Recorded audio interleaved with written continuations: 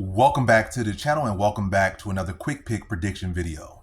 In this video, I'll be predicting the welterweight bout between Chris Curtis versus Myktybek Orolbai. And how do I feel about this one right here is I'll go low confidence Chris Curtis to beat Myktybek Orolbai. So that means Chris Curtis will most likely lose, because when I pick Chris Curtis, he loses. When I fade him, he wins. Most times, that's been the case. We had like a couple fights where, I picked him to win and he won, and it was like, all kumbaya. What's kumbaya? It's kumbaya, not kumbaya, but it's all kumbaya. He's cool.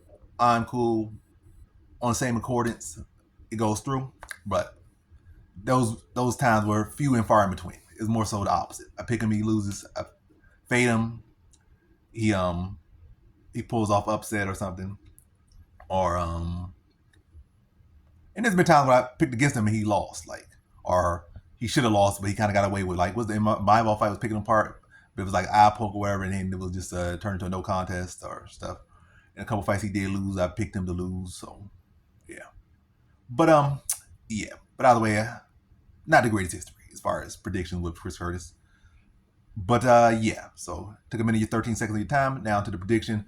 Yeah, while I'm picking against Myktybek Orolbai, Chris Curtis does have pretty solid defense. He is pretty sturdy, pretty durable, pretty hard to put away. And it's not like Myktybek Orolbai has any type of real crafty, sneaky striking. He's pretty obvious what he's throwing. He does big, heavy strikes, pretty telegraphed. He got some good little speed and snap on it, but it's like, for the most part, pretty standard.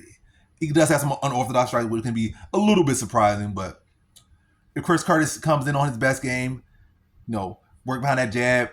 Don't be too stationary. Don't be dipping his too much. But, just stay clean, stay fundamental. I can see this fight where Chris Curtis will win. I think also Myktybek Orolbai, we're going to try to go for takedowns. Chris Curtis has pretty solid takedown defense. Pretty good game at standing up. Very good submission defense game.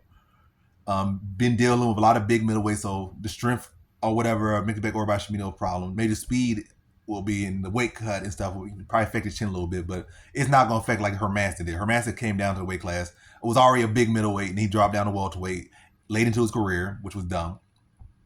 Coming off a brutal knockout loss to Gregory, so his chin was already compromised. Then he cut more weight, and didn't give himself time, so his chin was compromised. But Chris Curtis' chin will be pretty solid. I think he'll still have good durability at welterweight. Not what he had at middleweight, but still think be durable enough. And he already has pretty good defense. And I think that will stay consistent here at welterweight. And I think for a good significant point of his career, he was already a welterweight, so it's not like it's a new weight class to him. And now he had that one fight in the bag, and he got a little bit of comfortable. He got a win too, so I think he's in good position to pull off upset here against Myktybek Orolbai. I think he'll do a good job of addressing the grappling if Orolbai tries to implement that. And I do think that Chris Curtis is in my opinion, clearly the more fundamentally sound striker, fundamentally sound boxer. And I think he'll be able to work behind his jab and land clean shots on Myktybek Orolbai. And yeah, hit and don't be hit, or hit and defend, and just pepper up the jab, walk him in the shots, and maybe put a boxing clinic on Myktybek Orolbai here and beat him by decision. By the way, it's probably gonna be no clean he dominated Myktybek Orolbai. It's probably a close fight, and it's gonna be case down. Can the judges see what's really happening? Are they just gonna be like, Myktybek Orolbai is swinging big shots and they're not really landing flush? Whereas Chris Curtis maybe not throwing as much, but he's landing a higher clip, and he's landing more. Period. Like he might land 5, 6, 7 more strikes, not like a blowout, but he's clearly landing shots. And Myktybek Orolbai might throw 20 more shots, but again, he might land out of 60 shots, he might land 35. Whereas Chris Curtis might throw 50 strikes, he might land, I don't know what I just said, 40. By the way, 7 more, whatever, he'll land 7 more shots than Myktybek Orolbai. With less shots thrown, he'll land more, and he'll land flush or land cleaner more consistently.